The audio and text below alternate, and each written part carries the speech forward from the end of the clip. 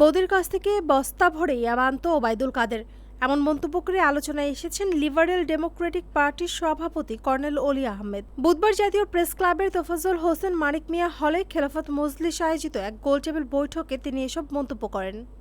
Colonel অলি আহমেদ বলেন, সাবেক সড়ক পরিবহন ও সেতুমন্ত্রী ওবায়দুল কাদের প্রতি মাসে 1-2 বার কক্সবাজার যেতেন এবং বৌদির কাছ থেকে ইয়াবা আনতেন। তিনি আরও বলেন, তখন মানুষ ভাবত সফরটি কাজের জন্য, কিন্তু এর উদ্দেশ্য ছিল ভিন্ন। তত্ত্বাবধায়ক সরকারের সময় ড্রাগ কিছু কমেছিল, ইয়াবা ট্যাবলেট, বাবা, ওটা আমাদের ওখানে বলে বাবা, ইয়াবা ট্যাবলেট। এখন ইয়াবা ট্যাবলেট জনপ্রতিনিধিরাই করছে, কারণ সোজা পয়সা কামানোর জন্য এর থেকে আর ভালো কোনো ব্যবস্থা নেই।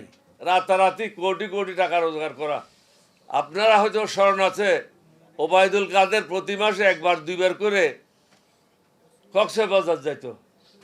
আপনারা মনে করতেছেন, তখন মনে করেছেন মন্ত্রী কতই না পরিশ্রমী, বারবার কক্সবাজার যায়।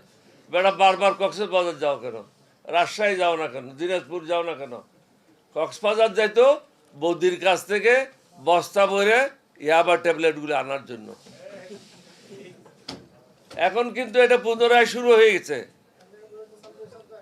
আমাদেরকে বাধ্য করছে সরকার তাদের বিরুদ্ধে আন্দোলন করার জন্য।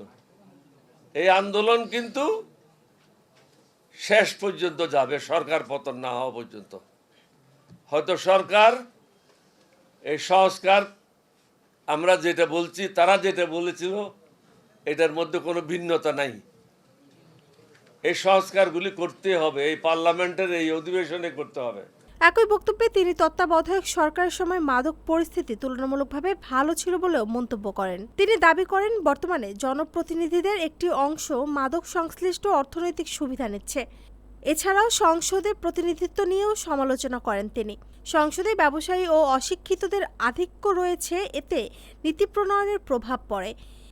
তার এই বক্তব্যকে ঘিরে রাজনৈতিক অঙ্গনে নতুন করে বিতর্ক সৃষ্টি হয়েছে। Shampa Akter, desk report, face the